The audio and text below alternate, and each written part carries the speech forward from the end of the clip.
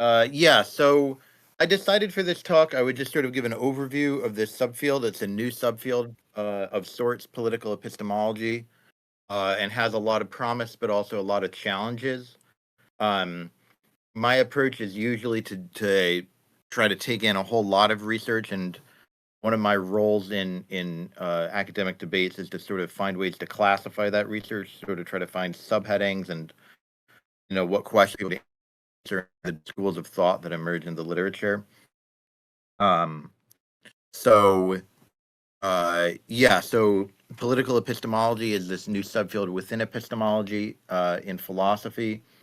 Um, and I guess this slide isn't really helpful. Um, you can think of it in a way as having four main elements. Um, so the first is the epistemological dimension of politics. Uh, the second is the epistemic dimension of politics. So what do I mean by the distinction between epistemic and epistemological here? Well, epistemic, I'm using here to just mean sort of like what is the impact of our beliefs on politics? How do our beliefs relate to politics? Whereas the epistemological is specifically about evaluating our beliefs. So that could be evaluating our beliefs that are about politics, say our beliefs about some issue, abortion, or taxes or immigration or something like that. They could be evaluating our beliefs about, say, who to vote for. So thinking about conspiracy theories about political candidates, for instance. Um, and they could be evaluating, one from being on Twitter and things like that.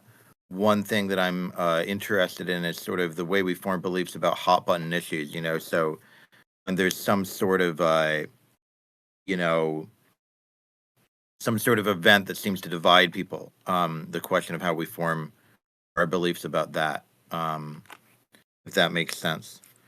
And then the political dimensions of the epistemic and the political dimensions of epistemology. So this is just this in reverse. So some people argue, I won't talk about this much. Some people argue that, epistemology itself has a kind of politics. So, if you're a radical, you should do epistemology in this or that way. If you're a liberal, you should do epistemology in that way. I considered writing a few things along these lines for a while. So, for example, maybe liberalism requires dealing with disagreement in a certain way, or dealing with certain sources of evidence and not others. John Rawls sometimes seems to say things along these lines, but I sort of have snuck away from that in my research. Um, okay, so what we do in epistemology basically is that we evaluate beliefs. So when I use the word evaluate, what I mean is that we give like a thumbs up or a thumbs down, the same way that we might with people's actions, right? So in ethics, we say, was that action good or bad? In aesthetics, we might say, like, is that painting good or bad? And in epistemology, we're doing that with beliefs and what I call belief-like attitudes. The belief-like attitudes are just things that are about the world in the same way that beliefs are, but are not themselves beliefs. Uh, so, or for example, the main belief-like attitude that epistemologists will deal with is credence. Um, so, you might take my belief that it's not going to rain tomorrow, and by my belief that the sky will still be blue tomorrow, I'm like much sure of one of those beliefs than the other, right? And so some epistemologists think we should introduce this other notion called credence, that is more fine grained, right? So there's questions about how beliefs and credences relate, but it's an example of another attitude that's like belief that we can also assess and evaluate normatively, right? We can say your credence is too low or your credence is too high. You're being irrational, or rational. So different epistemologists care about different types of attitudes and different types of ways of evaluating those attitudes as well. So for a long time, epistemologists were really concerned about knowledge. They were concerned about when do we know our beliefs? How can we know more things? When do our beliefs not constitute knowledge? Can you have accidental knowledge? Things like this, the famous Gettier problem. Um, and a lot of the debates about just what knowledge is sort of turned up empty. There's just too many counterexamples, and so people became dissatisfied with the notion of knowledge. So anyway, basically, I don't worry too much about knowledge. I'm not one of there's people in Britain who worry a lot about knowledge, but I'm not one of them. I think more about ideas of rationality and justification. When are we being rational in what we believe? When are we being irrational? And when are we justified in what we believe? When are we not justified? There's questions about how these concepts relate. Some people think that they come apart, so you can be justified but irrational. You can be rational but unjustified. I tend to think of them as close to synonymous, but I don't have very strong views on that. I've sort of gotten away from the very deep theory of rationality and justification. Another divide within epistemology that's relevant for political epistemology is the divide between what's sometimes called traditional and social epistemology. So in general, traditional epistemology is the sort that, it relates to the types of knowledge and types of beliefs we could have, that just as like a sole agent, right? So you can imagine somebody on a desert island, what they are seeing and hearing and thinking, that's traditional epistemology. It concerns things like that. So when Descartes was like, this could all be a dream, that's traditional epistemology. So perception and our memories of our perceptions, and things like mathematical knowledge and deduction, things that come from pure reason, modus ponens, maybe moral knowledge. And then social epistemology is all the stuff that involves other people. So questions of whether there are experts and how we should treat the experts. Should we just follow the experts? How do we recognize the experts? Questions of testimony. What should you do if you ask somebody on the street where the museum is and they point in a certain direction? Should you believe them or not? And on what basis? Questions about disagreement. So one of probably the most famous question in social epistemology is, what should we do when we disagree with what's called an epistemic peer? An epistemic peer is just somebody who we sort of figure is just as good at forming their beliefs as we are. So you might think you should change your view. You should sort of like go halvesies. If you and an epistemic peer disagree, you should be, 0.5 credence that you're right, 0.5 credence that they're right. But another view is called the steadfaster view. It just says you can stay steadfast. You can just keep believing what you believed to begin with. And then there are questions about group agents. So I don't know much about this stuff, but it's part of the epistemology of the social world. The question, like, does the United States know things, or does Harvard know things, or does a flock of birds know things? Is it right to use epistemological language, belief, knowledge, rationality when it comes to groups, as well as when it comes to individuals? And when thinking about the way groups and individuals relate, and this comes up when we think about things like the epistemology of democracy, there's no easy way to get from rationality or irrationality at one level to rationality or irrationality at another. So you can have a group of irrational agents that is at the group level rational. You can have a group of rational agents that is at the group level irrational, at least in epistemic terms or epistemological terms. So that's that for group agents. I don't think too hard about it, but there's a lot of interesting writing on it, and what you can conclude about it. So, okay, political beliefs present their own challenges, and some of these challenges are part of traditional epistemology, and some of them are part of social epistemology. In my book, I said we're going to focus on the social stuff, but that turned out not to really be true. I probably shouldn't have said that. It was a little sloppy of me. But some of the most characteristic challenges are certainly social. The political realm is certainly characteristically social. So political disagreement, and the specific form that political disagreement takes, where you're part of a political group. Political experts, the questions of whether there are experts in politics at all, experts on political issues, and that can relate to questions in moral epistemology. Then questions of political testimony. So, taking a political issue you haven't thought about, can you believe somebody when they talk about it the same way that you would believe them if they gave you directions on the street, right? So there's all sorts of questions about this social stuff, and in general, the basic social fact about politics is that we're members of group, not just individuals interacting with each other. Certainly not just individuals not interacting with each other, but we're not even individuals interacting with other individuals. We're individuals who form groups, uh, and being members of groups can affect our beliefs, and can affect how we evaluate the information we get from other individuals, what groups they're members of. Um, so, for example, Dan Williams and other people have this view that our political beliefs are rational, uh, sort of pragmatically or practically or instrumentally, in the sense that we tend to adopt the beliefs that will allow us to maintain social standing in our group. Uh, they're not rational epistemologically, so they're not sort of in line with evidence in general. They're in line with our social incentives. So obviously, the fact that politics involves groups is a big sort of background notion that leads into that theory of political belief. But there are also challenges that come from, more traditional zones where you can imagine just one isolated individual who's just trying to figure out the truth about political issues and is having trouble with it. One is these debunking arguments. So, what we call a debunking argument in epistemology, it's just an argument where you identify the source of a belief and like the causal source. I believe this because my parents taught it to me, or I believe this because I read, I watch a lot of MSNBC or something like that. So there's questions in philosophy about the form of these arguments.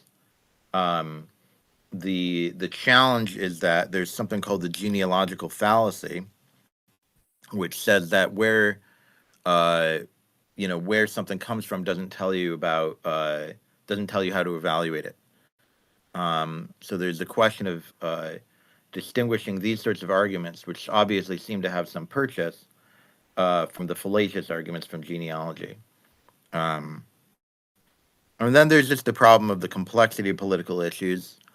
Uh, my old sort of semi-mentor, Jeffrey Friedman, wrote a whole book about this called Power Without Knowledge, which is his theory of political epistemology, basically all there in the title.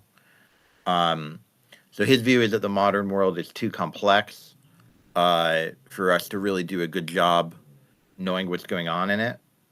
And therefore, all of our political beliefs are going to be irrational. He believes that we sort of have pre-rational categories or heuristics that we adopt that allow us to sort of put the information we get in boxes. I won't say much more about that, but that's another interesting theory of political belief.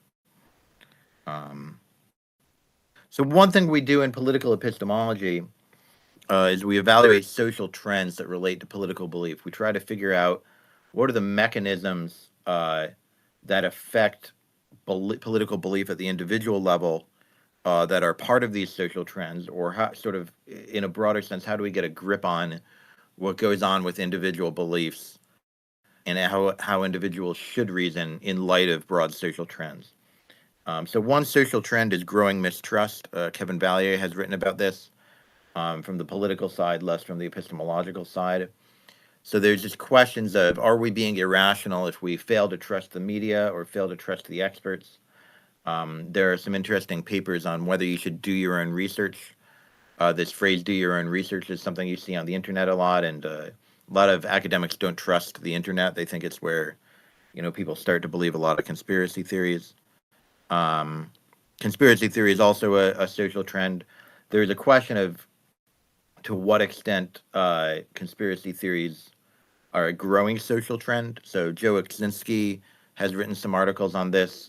Basically every few years for the past several decades, there's been a furor around conspiracy theories. There's been a view that everybody believes conspiracy theories now, but there's not that great evidence that this is actually growing. Certainly through the internet, it's easier for people with sort of conspiracist psychologies to find each other and to settle on individual conspiracy theories that they all agree on. but it's not clear that there's really a growth in conspiracy theories. It's also not completely clear that conspiracy theories are necessarily irrational. I mean, to me, it seems like they're not necessarily irrational. That's called the particularist position. So the particularist position on conspiracy theories is that you need to look at the particular merits of any conspiracy theory to decide whether or not it's rational. One of my arguments that I advance in the book is that basically, under any definition of conspiracy theory, you can set up a situation where people have to believe one conspiracy theory or another. So, for example, government A accuses government B of doing something, and government B accuses government A of conspiring to make it look like they did it. Either way, you have to believe a conspiracy theory about one government or the other, right?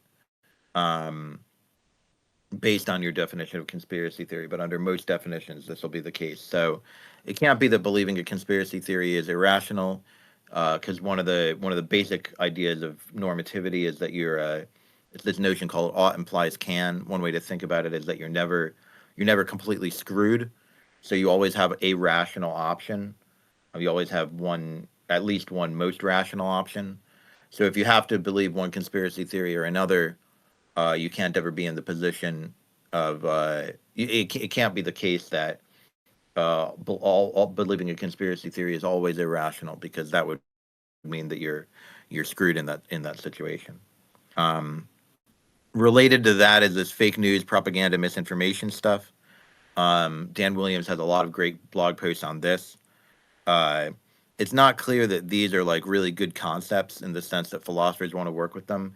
One way that philosophers are really helpful in these spheres is by sort of just trying to get really straight on exactly how we define and operationalize these concepts. So under one view, misinformation would just be like lying. Lying is always bad, obviously. But it's not clear that there should be like departments of lying studies. It's not clear that we can make that into a science. And obviously, accusations of who's lying or not will themselves be highly politicized. That's something I'll talk about a bit later. But one of the most interesting trends in political belief, especially in the U.S., is belief polarization. So belief polarization has been a trend in American politics for, I think, about 40 years.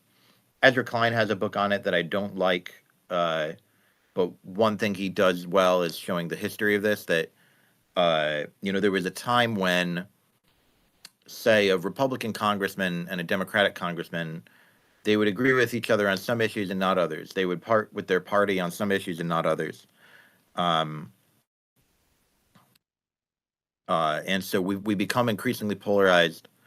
And so this is actually a great example. I'm going to focus on polarization for just a few minutes. It's a great example of how philosophers can help in these sorts of debates in just the way that I was talking about just now. So there's a great paper by, I think his name is Daniel Singer, and some people who researched with him. I think it was in the journal Philosophy of Science, maybe 5, 6, or 7 years ago. And they argue that there's like 10 different things that polarization could mean, and that they have these little graphs to show you what they could be. So the first one here, I'm just going to go through some of these. The first one here is spread. So there's you might think that things are more polarized when more extreme positions are held by somebody in your political group. So here they're saying B is more polarized than A because it has this greater spread. So dispersion.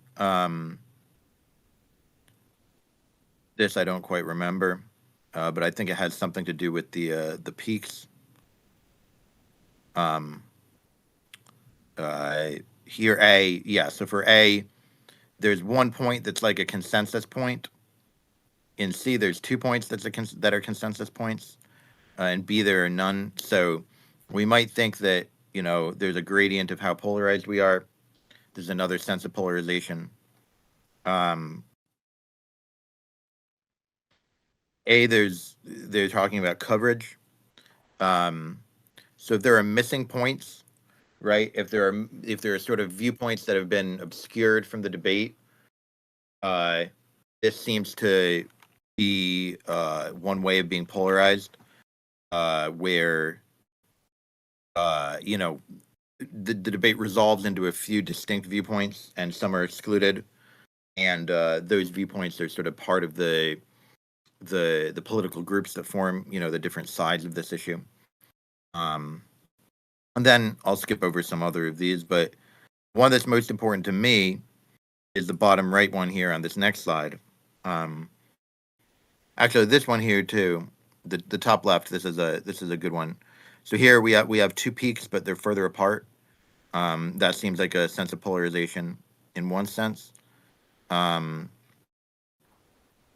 here the bottom right one, this is the only one that they consider that had to do with multiple issues. So here they're saying you can be more polarized. One situation can be more polarized than another situation, in the sense of issues being more correlated with each other. So immigration, abortion, taxes, higher correlation than they used to have, say, 40 years ago, as Ezra Klein discusses in his book. That seems to be part of what we say when we're more polarized, right?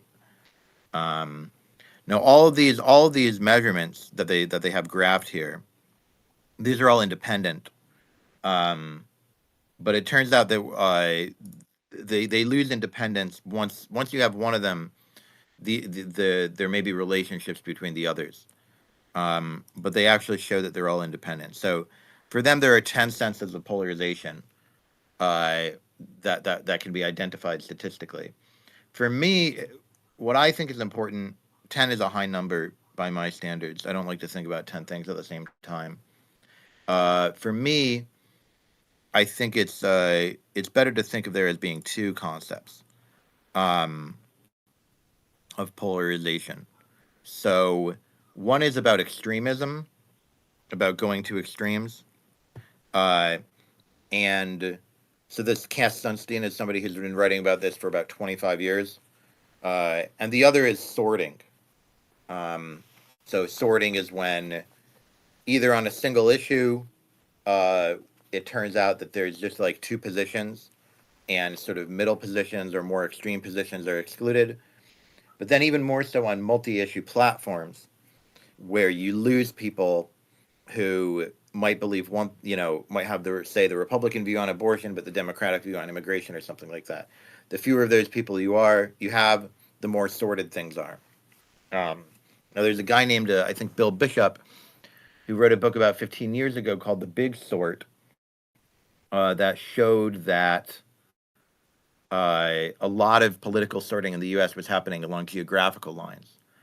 And this sorting has to do with things that aren't political beliefs as well. So, for example, there's increasing correlations between, say, where you get your coffee and which political party you vote for. So, say, a Dunkin' Donuts drinker is more likely to be a Republican than a Starbucks drinker.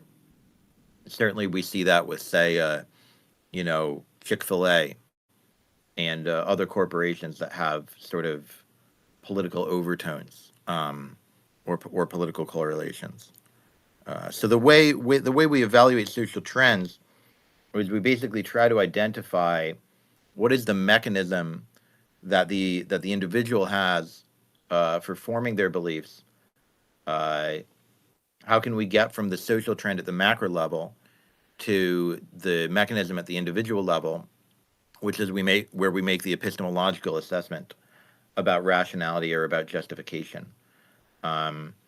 So Cass Sunstein, in the case of extremism, talks about enclave deliberation. And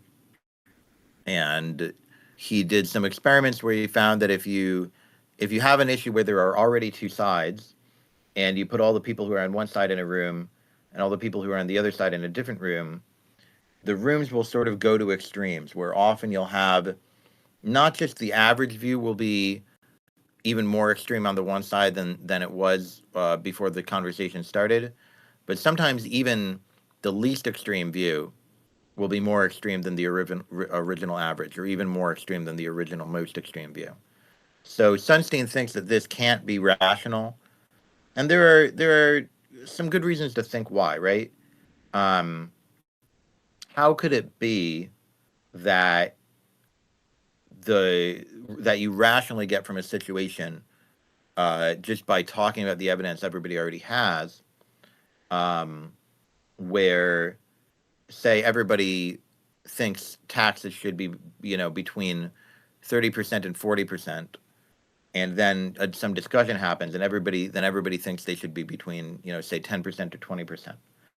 um, that's probably a bad example. Those numbers are probably bad in the American context, but the point is sort of like, if you think about the way we should react to other people's beliefs, um, it's not clear how we could rationally get to the stage where everybody's more extreme than anybody was to begin with, just through conversation.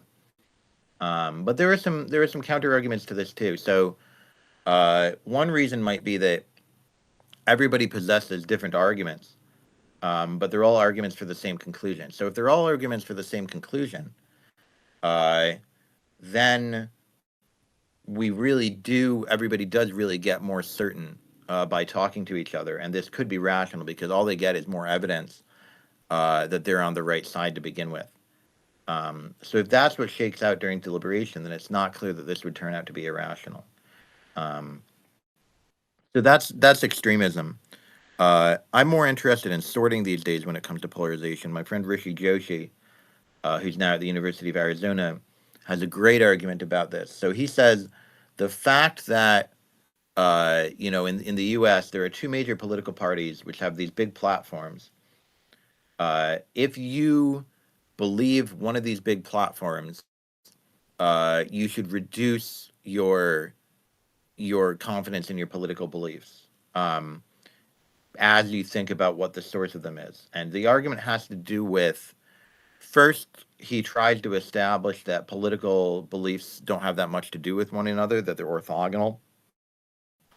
And then he says that if they're orthogonal, the best explanation of how you got to these two groups doesn't have anything to do with one group being more reliable than the other, because that would fail to be an explanation of why the alternate group is sort of like anti-reliable, how they get everything wrong. So he says the best explanation is always going to be sort of like a political or historical or sociological explanation, but that's going to be an explanation that doesn't suggest that you are forming your beliefs rationally, right? It suggests you're forming your beliefs because you're a member of one political party or another. So according to Joshi, we should reduce our credences in our political beliefs if we recognize that we're part of some big political party.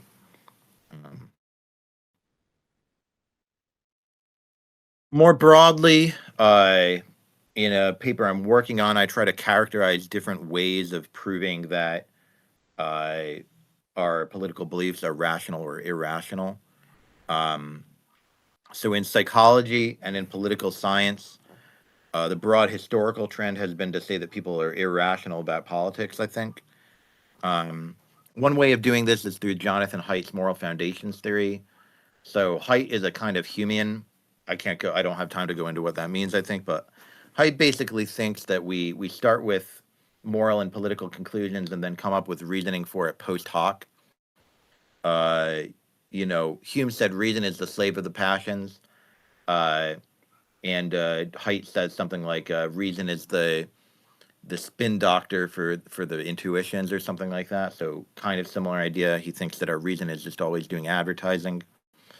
You see similar ideas in the work of Hugo Mercier and Dan Sperber. They have something called the argumentative theory of reasoning. They don't mean argument in the philosophical sense, but in the social sense, right?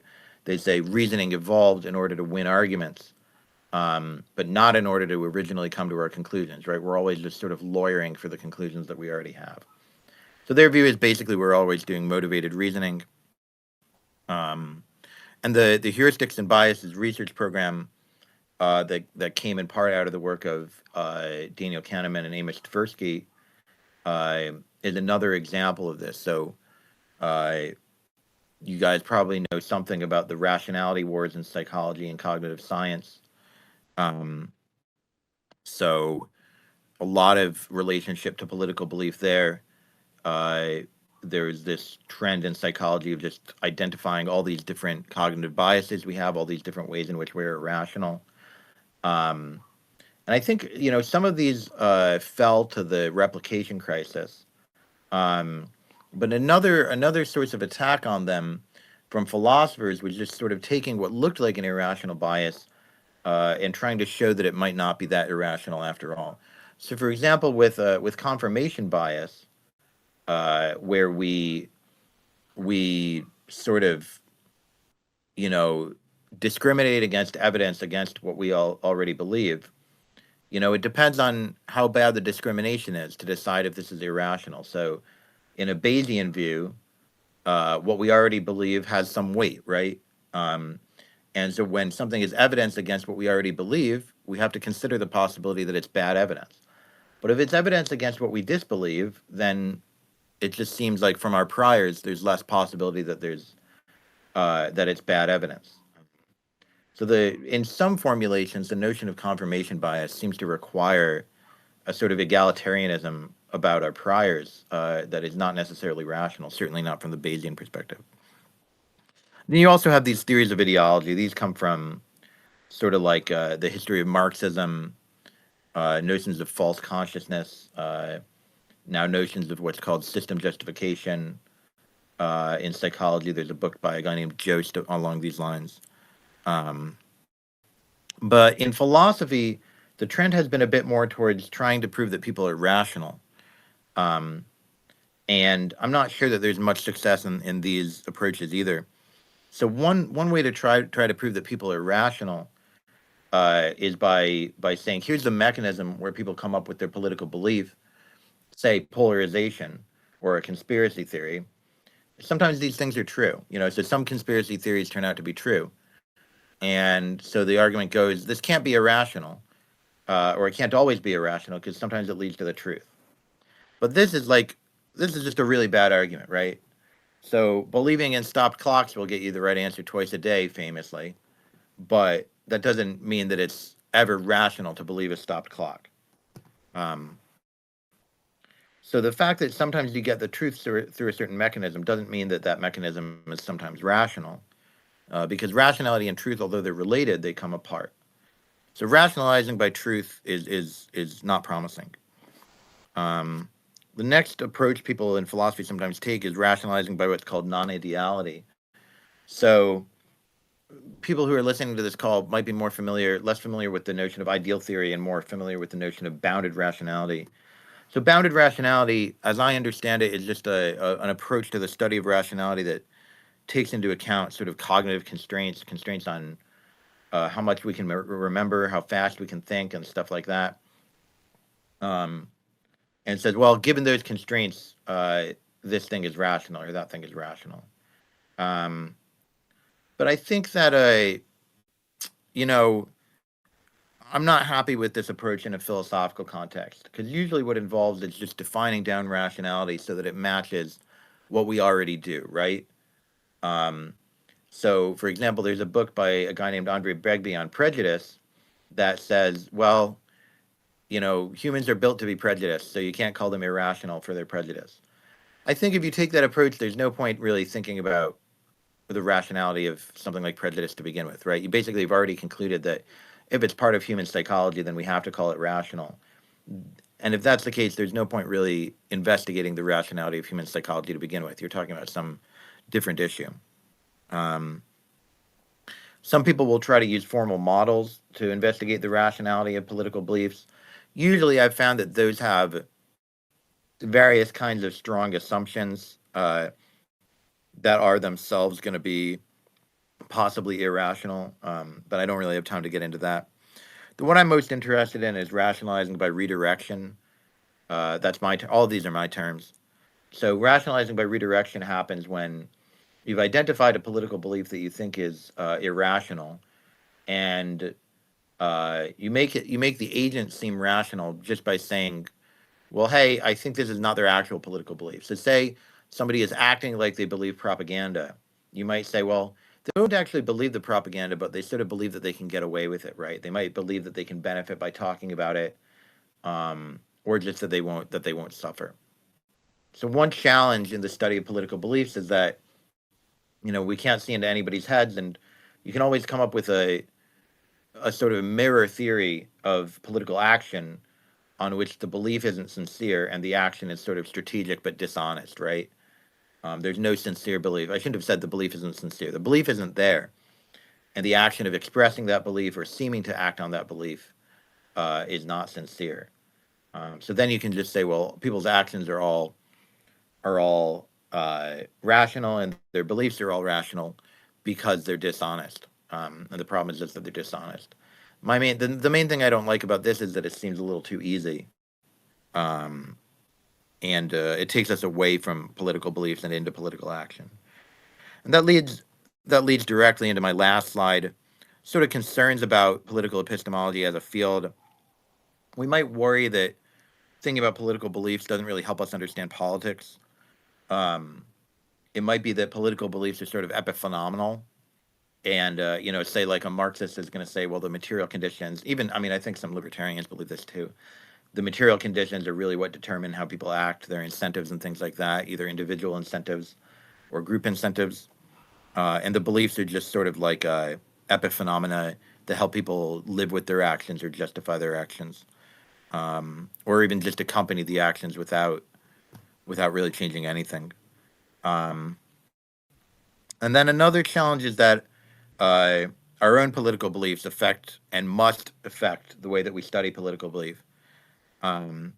So a kind of methodological example of this is that Marxists take a kind of agreement to need explanation, the fact that everybody shares an ideology in some society, whereas centrists like me tend to take disagreement to need explanation. So how are we so polarized? So a Marxist theorist of political belief and a centrist theorist of political belief are going to have very, very different approaches to the study of political belief, and it's not clear that we can really resolve the epistemological disputes without resolving the political disputes to begin with. So it's not clear that we can really get a handle on things before doing the politics of it. And this comes up a lot in a lot of political psychology is done by, say, liberal or progressive psychologists who begin from the perspective that conservative views are sort of are deviant in some way. So they're studied on like models of abnormal psychology, and the deviance of conservatism stands in need of explanation. And so it's not clear. In my book, I make fun of this a lot, but it's not clear that we can completely get away with it. It's not clear exactly what the alternative is. So okay. Anyway, that was like a real mess, and it was a lot longer than I expected. But I'd love to hear any questions or feedback. And it's just sort of my view of the lay of the land when it comes to studying political epistemology and political beliefs. Yeah, hey Oliver. Yeah, first of all, thank you for the talk. That was very interesting. Something that I was wondering about, and I put it in the events chat. I'm not going to read all of it because it's kind of a long passage, and I don't want to just sit here reading passages. But what I found kind of interesting about it is you don't really make any mention of like power or power claims. Like it doesn't seem to me that seems to be treated in any way. And maybe that's not your goal, but I'm kind of like wondering where it's kind of like, if X and Y is irrational, it's kind of like, well, for whom, whose irrationality, who's calling that, irrational, and who's calling that, like rational. And my point is kind of like, people are so going to. Yeah, go ahead.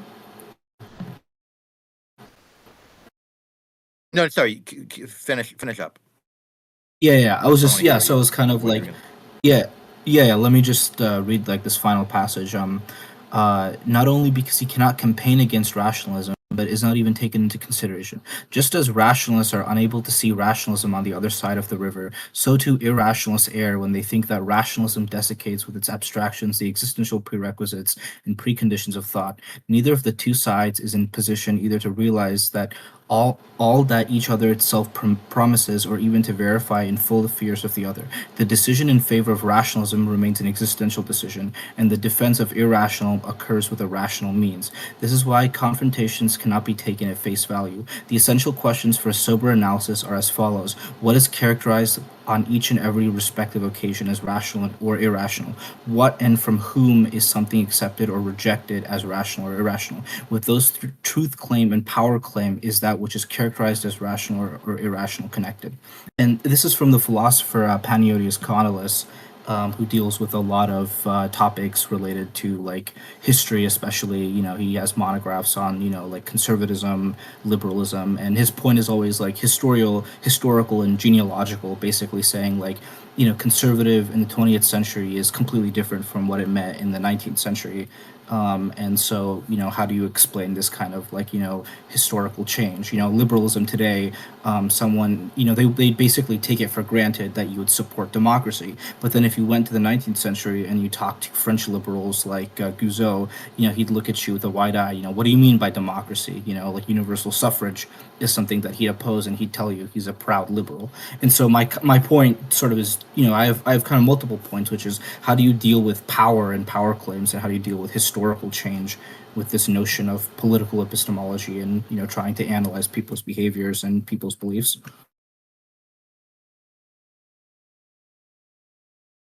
Yeah, so I think I want to piece apart two things. One is the question of history, and the other is the question of power. So with regard to the question of history, I think this is a really good point, and it relates to what I was saying about sorting and the notion that our beliefs come in packages. A very much like anti-package person, a lot of people are always trying to prove, well, if you have this belief, then you have to have this other belief. And I just usually think this depends on a ton of things, and beliefs often just don't go together in this way, right? So yeah, right now a lot of liberals will believe in democracy, but if you try to define liberalism, you can do it in a way that has nothing to do with democracy. And certainly, yeah, like you can do the same in the other direction, right? So there are illiberal Democrats. There's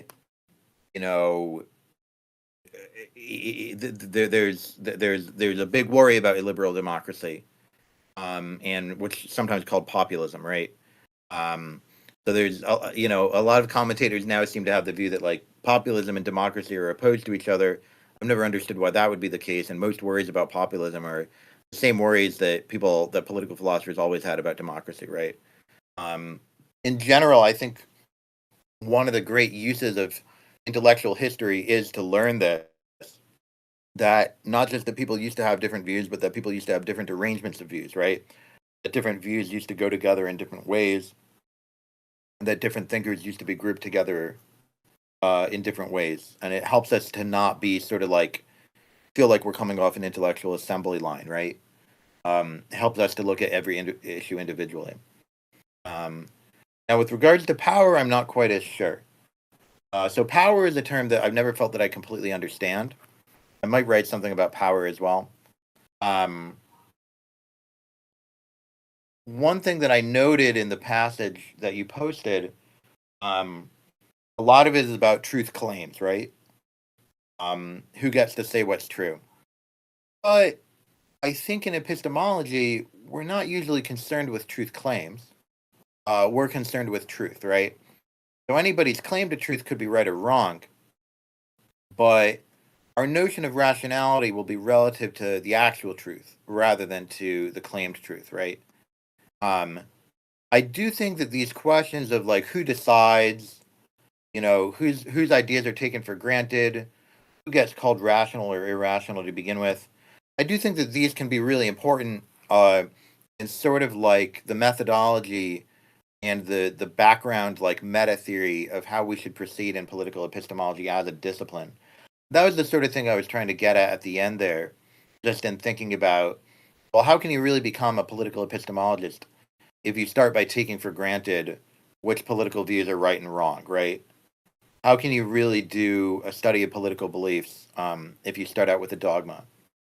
But on the other hand, even this divide corresponds to a sort of classic divide in epistemology, which is often taught even in intro to philosophy classes by teaching Rene Descartes on skepticism and then G.E. Moore's response to his skepticism, right? So you can think of Descartes as the guy who starts by saying the right way to do epistemology is by not assuming that I know anything, right? Never assume that you know anything. I could be dreaming, it could be an evil demon tricking me, I could be a brain in a vat, right? That's one way to start with epistemology. Another way to start is by being like, I know that I have hands, I know that I see the world around me, I know that the sun is going to rise tomorrow. And any, philosophical argument to convince me that I don't know these things is going to be weaker than my knowledge is to begin with. If that makes sense. So that's just two different ways to approach epistemology. And I think a lot of people these days sort of try to do a little bit of both. And I think that's the only way to have any real success. If you start with either one, you just end up being a skeptic or a dogmatist. And you have to sort of negotiate between the two. Is my view.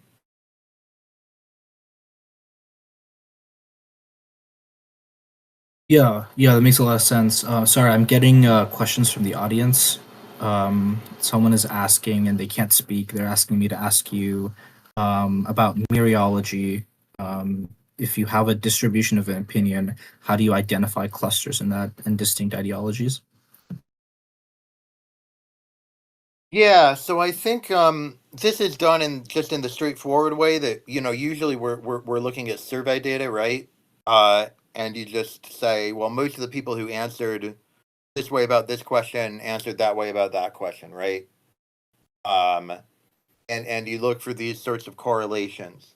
So it could be that I don't know, say 75% of the people who were anti-immigration were also anti-abortion, right? And then you've identified a kind of cluster uh, in the data there. Now, I don't know much about the formal side of this, the formal statistical side. I don't know much about the regressions and clustering like that. Um, I think a lot of my work on this is done at a somewhat more intuitive level, which is always very risky, and sort of taking for granted some of the published material on the growing correlations among political beliefs. But the truth is that I haven't gone too deep into that literature. I've sort of trusted it, and it could be that there are mistakes there as well, right? One thing I've found in doing my research is that most literatures have like foundational mistakes, which is kind of crazy. Um, so it could be that we're thinking about this clustering wrong as well. But I think that one thing I've found, even with people who have very strange political beliefs, I've found, again, this is at the level of anecdote, right? But what I've found is that people tend to want to belong to a cluster, that people like the idea that they have a political identity. So you have, on Twitter, you used to have these jokes about like Posadist, and people who just have these weird, I'm a, you know, Marxist, Leninist, trad, distributivist, libertarian, or something, right? Um, and it's sort of this way, and you see this with all aspects of modern culture, right? It's this way of trying to be unique while also being in completely legible categories that everybody else immediately understands. Um, and I think that the drive to remain categorized and to have an identity that is legible uh, is naturally going to lead to people being easily clustered. Um, So I think part of the reason that I buy this research, that I buy this line of thinking about sorting and increasing clustering, is just that it fits with my broader sort of view of society and culture, um, that we live in like a highly legible time. Yeah, I mean, I definitely do sort of like agree with you because insofar as what I've noticed is right, people who have certain beliefs, right, they sort of like have certain kind of like meme plexes, right, where certain things are associated with Hmm. certain things, and you kind of get like if you kind of look at the semantic field in some sense of what they're saying, you can definitely do a pretty like correlational analysis and you'll sort of get like where they are in some sense. But my only sort of concern is kind of like because you were saying where you kind of rely on all these different like social science methods without really digging into them, how Hmm. historically and sociologically informed they are, and like this idea of like extremism, right? Like again, it's a normative notion, and so how do you deal with that? That Oh was yeah, sort of yeah. my concern. Yeah, yeah. So extremism is. So I actually gave a talk in Amsterdam. I was considering just giving this talk again, but the talk I gave in Amsterdam in February, which is online if people want to see it. Um, they have a project there called the Extreme Beliefs Project, and one of the things I was trying to figure out was just sort of like, well, which beliefs are extreme, right? To define the extreme beliefs, you have to start out by defining the center, um, and that's going to be really difficult. Uh, it could be that the center is just the average, but then you have questions about which average. Is it the average of everybody who's ever existed, the average of everybody who's alive now, the average of like thinking people who are alive now? Does it include future people? And that's why the last chapter of my book is on the relationship between political belief and the philosophy of history. I think it's probably the most creative chapter in the book. It's the most original, and it gets into these questions about like, you know, G.K. Chesterton has this notion of the democracy of the dead, right? Where so almost like dead people should get a vote. Tradition should get a vote. And then if you think about notions of moral progress, it's almost like saying, well, we can predict the future, and we think the future should get a kind of vote, right? Even Ben Shapiro has said things like, in 100 years, eating meat will be seen as something disgusting, as something morally abhorrent, and that should have some sort of purchase on the way we act now. Well, you have to have a view about the nature of the past, present, and future to think that what people think in 100 years should determine how you act now. You have to think that they'll make some improvement over now. Um, so I completely agree with you that thinking about history and the history of political beliefs is really important for doing this stuff. And also that we can't take for granted that anybody's in the center, that anybody's extreme. Um, but I do think that, at least in Sunstein's formulation, uh, he was able to do, he was able to research extremism sort of within the context of just experimental groups, right? Where they just said, we're going to pick a center and there's going to be two sides in our experimental group, and we're going to see just how the sides do relative to where they began, right? And if the effect is mirrored, then even if you don't know which side is right, you can say something about how people arrive at their political beliefs, right? Because if both sides become more extreme, they can't both be going towards the truth. On the other hand, it could be that they're both approaching something like, if we do believe that there are like, in some Platonic sense, there are consistent and inconsistent ideologies. It could be that everybody becoming more extreme is rational in the sense of everybody becoming sort of more consistent with the ideology that informs their views. So it's definitely true that it's really hard to say these general things about rationality just from structure without starting from any view about who's right and wrong about politics. Um, but there are ways to approach it. Um, Right, right. Yeah, that yeah, makes there a are lot of ways to sense to approach me. it. Yeah. Yeah, and I was kind of yeah, I was just more wondering about those kind of fundamental assumptions, and that makes a lot of sense. And you may want to like I think you might be interested if you haven't heard of him, the work of like Reinhard Koselleck. He kind of Mhm. deals with a lot of these like philosophy of history type issues, among other things. And something he points out is like the very notion of history. with capital H is like a recent one in the past couple of 100 years. Like Oh yeah, yeah, 500 years ago, yeah, no one would have said, I'm on the right side of history. Like the concept didn't exist. yeah, And yeah. so that was kind of, There's and he has a also lot of there's works. also Mhm, there's also views of often when people talk about capital H history, what they mean is progress, right?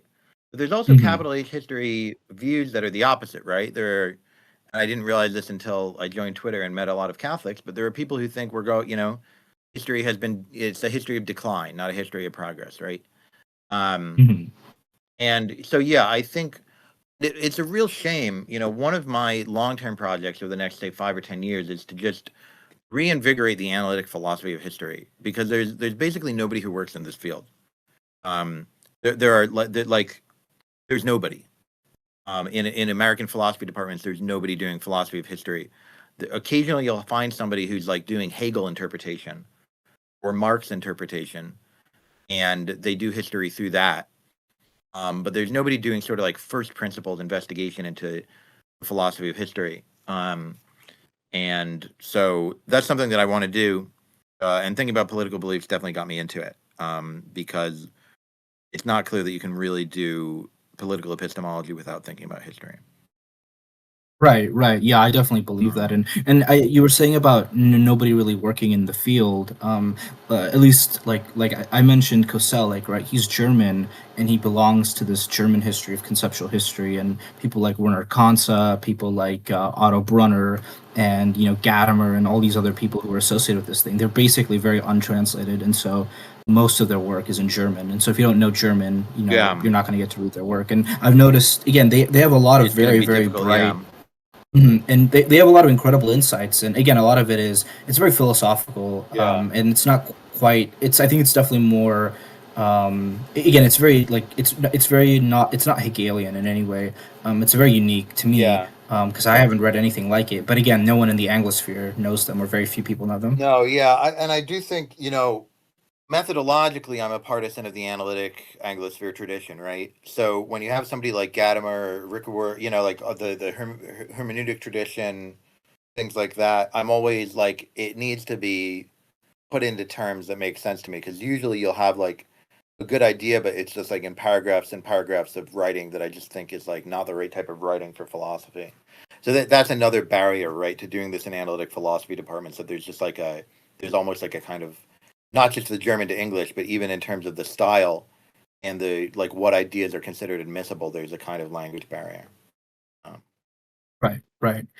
Sorry, we have one person in the events chat. They said, "Sorry, I can't speak." Very interesting talk, Oliver. Thank you. What do you think about mathematical attempts to address sociology and political science and study of polarization and ideology, particularly with modern methods? Not necessarily in a sense of whether or not we should trust AI, but in a sense that we should, the way institutions reason about political groupings, say, based on, say, clustering data across many relevant parameters, or sort of assume that everyone knows where they are. Like we could measure very clear public preferences like voting, but that doesn't necessarily measure how far away people's political beliefs are from one another.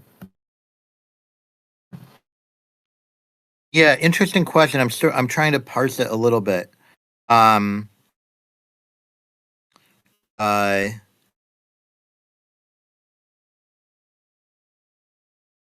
yeah, so it's definitely true that the things that people actually vote on, it's hard to really figure out what they want, right? Um, you vote for candidates, you don't vote for ideologies. I mean, again, I'm very based in the U.S. context. Here, we vote for candidates, not ideologies. Occasionally, you'll vote for some ballot measure, but candidates have their own problems, right? So, you know, if somebody votes for Trump over Biden, does it mean that they prefer this policy or that policy? Does it mean that they just like him better? Maybe they think Biden is old, like, I mean, maybe they think Trump is old. I don't know. So a vote is not an easy thing to extract somebody's political beliefs from. Uh, on the other hand, when you're dealing with survey data, I'm sure you have all sorts of problems with statistical interpretation of that as well. And when it comes to the more fine grained political beliefs, one theory of political belief that I discuss in my book is basically that people don't really actually have political beliefs in the sense that, like, say a pundit does, right? That most people actually are just sort of going with the flow a little bit. They're a member of a party or a fan of a candidate, and they'll just sort of change what they registering that a change has occurred, right? Sort of in the sense that, like, if you're a fan of a football team, they might get a new quarterback, and you go from saying the old quarterback was the best to saying the new quarterback is the best, right? It's just kind of like a cheerleading. I think the paper's called cheerleading and bad mouthing. Um, so you have these difficulties in identifying what people's political beliefs actually are, and with the tools that we use to measure them. And I think it's good to be really careful about this. I think this is a really good point. In terms of the mathematical alternate mathematical tools, I don't know much about them. Using AI to cluster people. In theory, I think you could have a clustering algorithm that does really well. I don't see why not. And to me, like, why not? Maybe some people say here are the ideologies, and then the AI clustering algorithm determines that the ideologies are different than the one that pundits or philosophers write about. To me, I would have to take a look, but I don't see why we wouldn't go with the actual statistical clusters over the sort of a priori theorizing. Yeah. This is sort of one of our projects, actually, and that's why I was just kind of curious. And this person is a co-author of mine. That is so that's a really exciting project. I'd love to talk to you both a bit more about that. Yeah. And I think that's a really, and then you can, if you have that, you can sort of think about, well, what are the relevant ideologies in American politics post hoc, rather than just people being like, well, here's what I believe. You can just sort of say, like, well, what actually comes out of the data. And I'd be really interested to see what you guys come up with there. It does look like I'm taking up a lot of time here. You guys probably have to go into the next talk. No, the speaker actually canceled, and so okay. Not doing anything. So I'm the last one. Yeah, you're the last one. Well, in that case, if there are any more questions, I'm happy to take them. And yeah. Yeah, no, I just wanted to say, I remember reading about Peter Fritsch, who's this historian of Nazi Germany, and he has this quip where he basically says, people didn't become Nazis because they were anti-Semitic. They were anti-Semitic because they became Nazis. Sort of like your point to the idea of people going with the flow. And I think it'd be interesting to study historical examples because, again, I think for me, like, history is kind of a big guide because, again, I think otherwise it's very normative and polemic, this notion of extremism, this notion of, like, who gets to decide. But when you look at concrete historical examples, rather than, like, make a judgment on whether X or Y is extreme, you can just look, like, what did they do? How did these events, develop? And, how do we think about them in terms of, politics? Yeah, that sounds exactly right. And I think the historical perspective is also important in modern times because, first of all, academic research is so trend driven now in a way that philosophy 100 years ago I don't think would have been.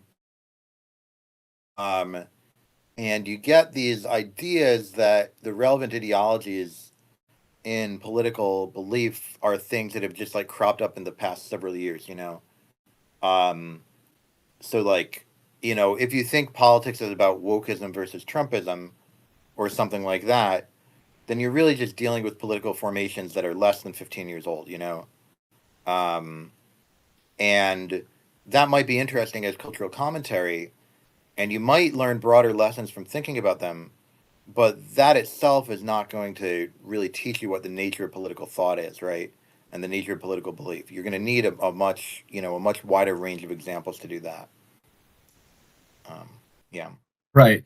That's kind of why I was asking about power, because at least my view of politics is like ideology isn't really important insofar as ideology is like a tool to do things, right? Like I don't mean to suggest that people are, like, secretly Machiavellian, but more kind of like, it's always connected with concrete power claims. Things happen in the real world and things like that. Yeah, I mean, I think one way of thinking about ideologies is that they're just sort of toolkits for argument. And this goes along with the argumentative theory of reasoning that Sperber and Mercier have. But I don't completely believe that everybody is so insincere, right? And I do think that true believers, there's an old book by some guy, Eric something, called The True Believer. I think true believers are a big part of politics as well. And a part of contemporary politics, part of all sorts of politics. People really, I don't think we can get rid of thinking about belief entirely when we explain political action, because people really believe in the causes that they support. Of course, there are clever people who pretend, but I also think that there are genuine true believers in any political movement. Yeah. I definitely don't disagree with any of that, and it's kind of like, to do something, you have to believe in it, right? And it doesn't really matter whether you. Yeah, you have to believe something. Yeah. Yeah. Right. Yeah. And Another question. Could be that this is to my advantage. Yeah. Someone was asking about my advantage in my. Yeah. Sorry. Go ahead. Yeah, someone's asking me to ask you about mimetic theory. They said Girard. I don't know if you have thoughts on that. Yeah, it's funny. I talked to Luke Burgess a lot, and he's reading my book. He was one of the first people who got my book, and he was going to decide if there were what the relationships to Girard were. I don't know. Apart from the concept of mimesis, I don't know exactly what the specifics of Girardian theory are. Certainly, in the study of political beliefs, we see some people following others.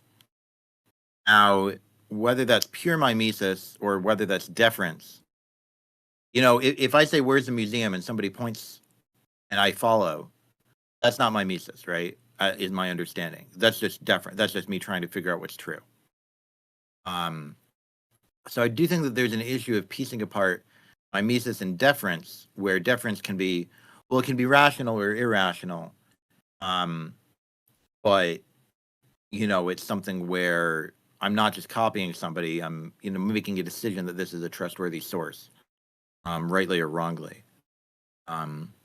Whereas mimesis seems to be a bit more raw, where it's about I'm really sort of deciding who I am by mimicking another person. And, mimesis, one question that I've had a lot, I think about this in all sorts. So I have a much touchier, feelier piece on wisdom of crowds about knowing what you want. And I've been thinking about this sort of stuff a lot. So there are these theories of interest that say, our political belief come from what our interests are, our material interests or our social interests. There's this question of where do our beliefs about what our interests are come from, right? And I think that's the level at which maybe mimesis plays a role, right? Where you're well, my guess about what I want is based upon watching other people and figuring out how their actions involve trying to get what they want. And maybe I'm sort of copying other people when it comes to my desires and my interests and my wants and my wishes. And that plays a role in political beliefs as well. So I think there's probably a role to play for mimesis. And we just have to be a little careful about figuring out exactly where it is, right? And distinguishing mimesis from other similar concepts like deference. Do have to run and get dinner. This was a lot of fun. This was good talking with everybody. I appreciate people showing up. And I definitely want to hear more about the modeling that you guys are doing. Maybe you can DM me on here or on Twitter sometime soon. Yeah, we could talk about that. But yeah, thanks for coming over. Yeah, absolutely. Thanks everybody for showing up.